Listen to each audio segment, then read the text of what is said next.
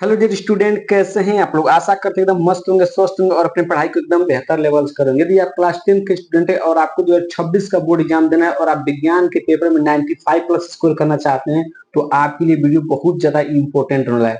क्योंकि मैं आज के इस वीडियो में सेट नंबर 1 का लेक्चर नंबर 2 करने वाले हैं। इसके पीछे मैंने विज्ञान का सेट नंबर 1 का एक लेक्चर दे चुका है, जिसमें हमने उपभाग 1 और भाग 2 को कर लिया है। सर ये सेट क्या करा रहे हैं बाबू, मैं 2025 का अनसाल पेपर कर रहा हूँ, जिसको आप यदि कर लेते हैं तो आपका 95 प्लस आ सकता है। ठीक है, तो चलिए वीडियो को स्टार्ट करते हैं। वीडियो को स्टार्ट करने से पहले यदि आप हमारे चैनल पर पहली बार आए तो सब्सक्राइब कर लीजिएगा, वीडियो को लाइक और शेयर कमेंट जरूर कीजिएगा। मैं सभी सब्जेक्ट की तैयारी इसी चैनल पर कराऊंगा, एकदम इंपोर्टेंट क्वेश्चन के साथ। तो आपको इस चैनल को सब्सक्राइब करके जरूर रख लेना है बाबू। यदि आप 2025 के जितने भी सेट हैं यदि आप उनको कर लेते हैं तो आपका 95 प्लस आने से कोई नहीं हो सकता है।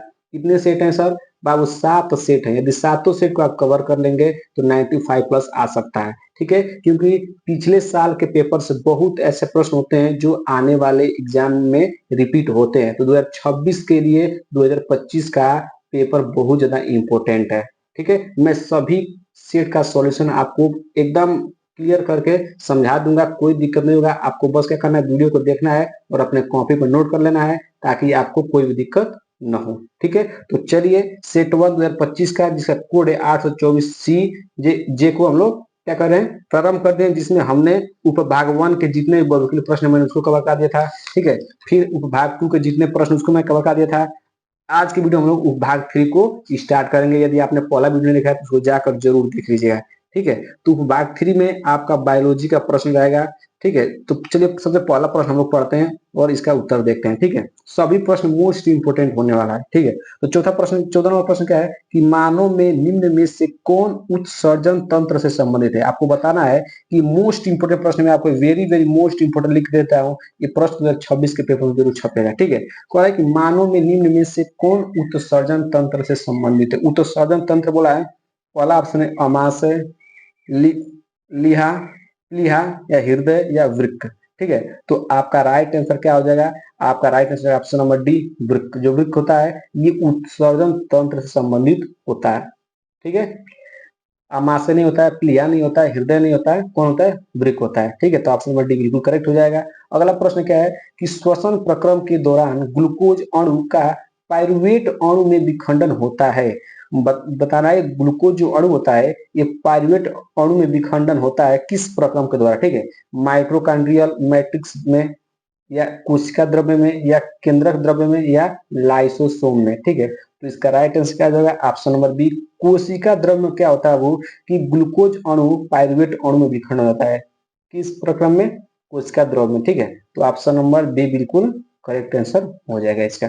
ठीक है, अगला प्रश्न बढ़ते हैं। अगला प्रश्न क्या है कि जीवों में अपने कायिक भाग से नए जीव के निर्माण की क्षमता को कहा जाता है। ठीक है, जो थोड़ा सा जूम करते हैं आपको थोड़ा क्लियर दिखाई देगा। ठीक है, अब देखिए कह रहा है कि जीवों में अपने कायिक भाग से नए जीव के निर्माण की क्षमता को कहा जाता है विखंडन या मुकुलन या पुनरुद्भवन या खंडन। ठीक है, तो मैं आपको बता दूं इसका ऑप्शन हो जाएगा सी, पुनरुद्भवन। ऑप्शन नंबर सी बिल्कुल क्या हो जाएगा? करेक्ट आंसर हो जाएगा। ठीक है, अगला प्रश्न है निम्न में से कौन बीज में परिवर्तित होता है। निम्न में से कौन ऐसा जो बीज में परिवर्तित होता है?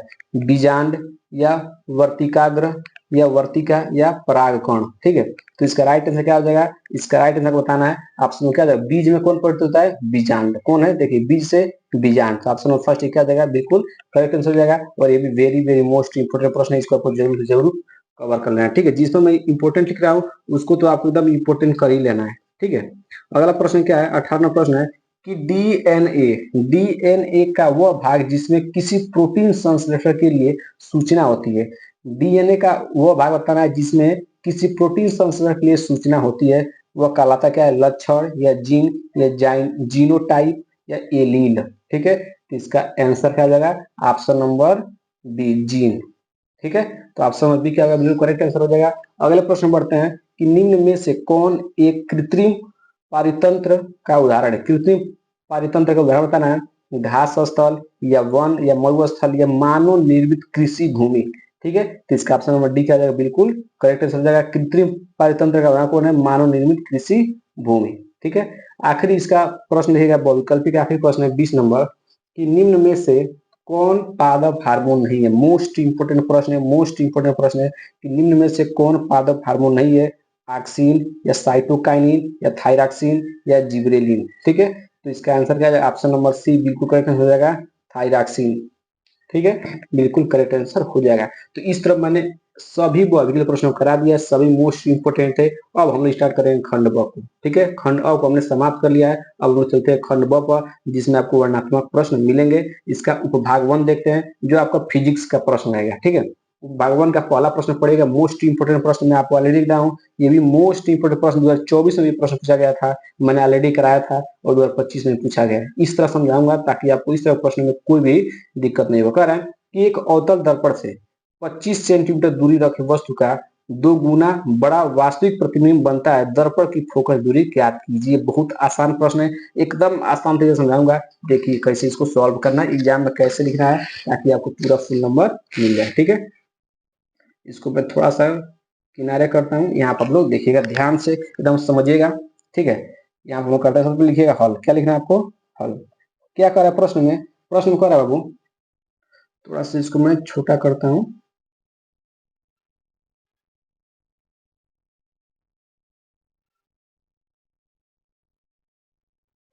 ठीक है, देखिएगा यहाँ पे कर एक अवतल दर्पण से 25 सेंटीमीटर दूरी पर रखी वस्तु, मतलब आपको किसका मान दिया है? यू का मान दिया। किसका मान दिया है? यू का मान। वस्तु की दूरी किससे लिखते हैं? यू से। तो यू का मान दिया है 25 सेंटीमीटर। और याद रहेगा, वस्तु की दूरी हमेशा क्या होती है? निगेटिव होती है। क्या होती है वो? निगेटिव। तो इसको माइनस लगा दीजिए। ठीक है, जब भी रखी नाम शब्द है, रखी, तो समझिए वस्तु की दूरी है। क्या है? तो वस्तु की दूरी हम लिखते हैं यू से। यू का मान -25 सेंटीमीटर हो जाएगा। ठीक है, कह रहा है दूरी पर रखी वस्तु का 2 गुना, जब भी आपको प्रश्न में 2 गुना, 3 गुना, 5 गुना, 6 गुना, गुना का नाम आ जाए। क्या नाम आ जाए? गुना। 2 गुना, 3 गुना, 4 गुना, तो समझिए कि यम का मान दिया। यम मतलब आवर्धन। किसका मान दिया है? आवर्धन। आवर्धन का मान क्या दिया है? 2। और जब भी आपको वास्तविक बोलेगा तो इसका मान नेगेटिव लेना है, और आभासी बोलेगा तो प्लस में लेना है। मैंने क्या बोला, ध्यान समझिएगा। जब भी आपको प्रश्न में बोल दे 2 गुना, 3 गुना, 4 गुना, 5 गुना, तो समझिएगा यम का मान दिया। यम मतलब आवर्धन। ठीक है, और अगर वास्तविक बोलेगा तो माइनस चिन्ह लेना है, अगर आभासी बोलेगा तो प्लस मान लेना है। ठीक है, प्रतिबिंब का बनता है दर्पण की फोकस दूरी, मतलब आपको यफ का मान पूछ रहा है। किसका मान पूछ रहा है? यफ का मान। तो सबसे हम क्या करेंगे, यहाँ से सबसे पहले हम इसका सूत्र लगाएंगे। आवर्धन का सूत्र क्या होता है? यम इक्वल टू माइनस भी बाई यू। यहाँ से हम लोग क्या करेंगे, यहाँ से हम लोग यहाँ से किसका मान निकाल लेंगे? भी का मान निकाल लेंगे, उसको हम दर्पण सूत्र लगाएंगे, वहां से हमारा आंसर आ जाएगा। ध्यान समझिए, यहाँ पर यम का मान कितना दिया? यम का मान दिया -2, तो -2 रखिए। माइनस भी का माइनस भी, यू का मान कितना दिया है? -25, तो माइनस का 25 रख दीजिए। माइनस से माइनस कैंसिल हो गया, 25 रह जाएगा, कितना रहेगा? -50। तो यहाँ से भी का मान कितना आ गया? 50। अब हम लोग क्या करेंगे? दर्पण सूत्र लगाएंगे। कौन सूत्र लगाएंगे? दर्पण सूत्र। दर्पण सूत्र आपने पढ़ा होगा, 1/f इक्वल टू क्या होता है बताइए?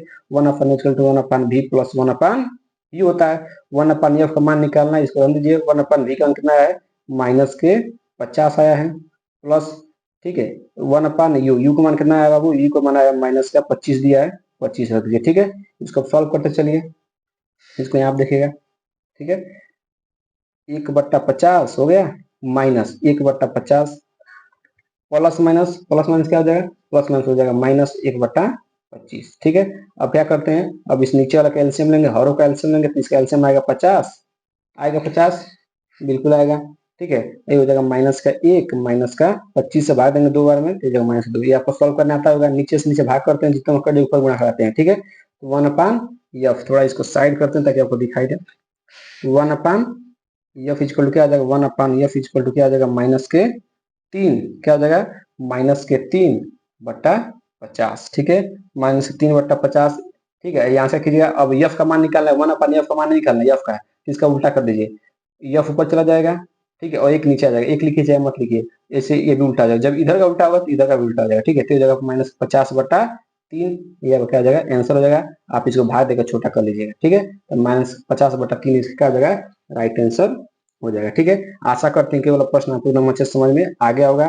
ठीक है, एक नहीं समझ में तो एक बार जरूर देख लीजिएगा, मोस्ट इंपोर्टेंट प्रश्न है आपके बोर्ड एग्जाम के लिए। ठीक है, अब हम लोग बढ़ेंगे अगले प्रश्न पर।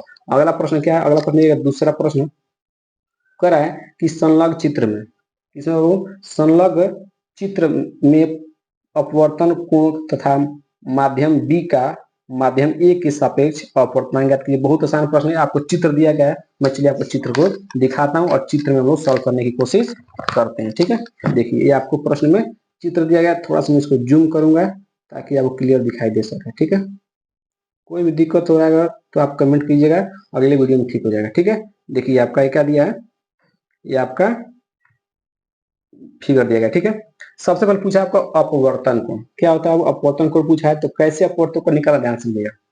ये आपका क्या है, ये आपका अभिलंब है। क्या है, आपका अभिलंब है। ये वाला जो डॉट डॉट किया गया क्या है, अभिलंब है। ठीक है, ये क्या है, आपतित किरण है। आने वाले किरण क्या कहते हैं, आपतित किरण, और जो जाती है उसको बोलते हैं परावर्तित किरण। ठीक है, एकदम आराम समझिएगा। ये अभिलंब हो गया।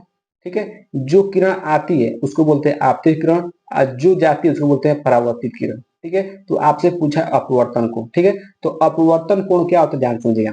अभिलंब, ये अभिलंब है, अभिलंब और आपतित किरण के बीच, मतलब अभिलंब और आपतित किरण के बीच जो कोण बनेगा वही क्या हो जाएगा, आपतन कोण हो जाएगा।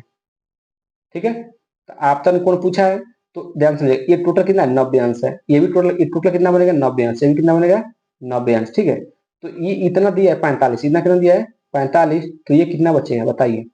टोटल होता है 90, टोटल क्या होता है 90। जैसे मान लीजिए ये पृष्ठ हो गया। ठीक है, ये अभिलंब हो गया। ठीक है, अभिलंब हो गया। आने वाले किरण को बोलते हैं आपतित किरण, जाने वाले को बोलते हैं परावर्तित किरण। ठीक है, तो ये अभिलंब और आपतित किरण के बीच में जो कोण बनता है उसको बोलते हैं आपतन कोण। ठीक है, और टोटल कितना होता है, टोटल होता है 90 अंश। कितना होता है, 90 अंश। ठीक है, क्योंकि अभिलंब, अभिलंब कोण होता है 90 अंश। कहाँ, 90 अंश। तो जहां भी अभिलंब का नाम सुनाई तो वहां समझिए 90 अंश का कोण बनेगा। ये टोटल है 90 अंश। कितना है, ये टोटल है 90 अंश, और इतना का मान दिया है 45, तो ये कितना बचेगा, जाहिर सी बात है 45 बचेगा। तो इसका मान कितना जाएगा, 45। ये आपका एक आंसर मिल गया। आप अपवर्तन, आपतन कोण, आपतन कोण पूछा था ना, तो आपतन कोण हो गया 45 डिग्री पहला। फिर पूछा है आपको अपवर्तनांक पूछा है। ठीक है, तो अपवर्तनांक कैसे निकालेंगे उसको आप लोग समझिए, अपवर्तनांक कैसे निकालेंगे। ठीक है, अपवर्तनांक सूत्र क्या होता है, अपवर्तनांक सूत्र होता है n इक्वल टू क्या होता है, साइन आई बटा साइन आर। ठीक है, साइन आई बटा साइन आर। ठीक है, साइन आई बटा क्या होता है, साइन आर होता है।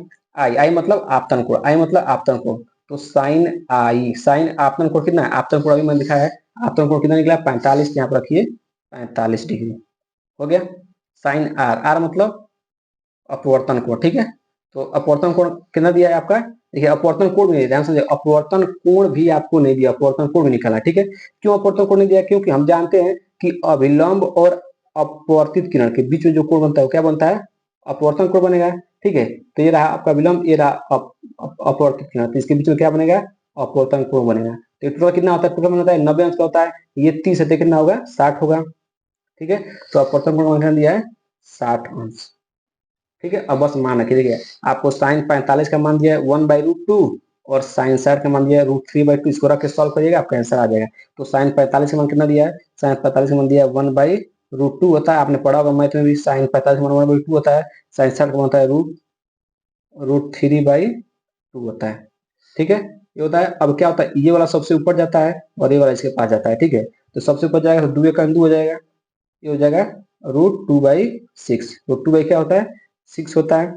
ठीक है, ये अब क्या आ जाएगा, आंसर हो जाएगा। ये क्या आ जाएगा, आपका आंसर हो जाएगा। यहीं तक आपको छोड़ देना, इससे ज्यादा सॉल्व नहीं करना है। 2 नंबर का प्रश्न है, बहुत है इतना। ठीक है, तो आशा करते हैं कि ये वाला प्रश्न आपको क्लियर होगा, कोई दिक्कत नहीं हुआ होगा।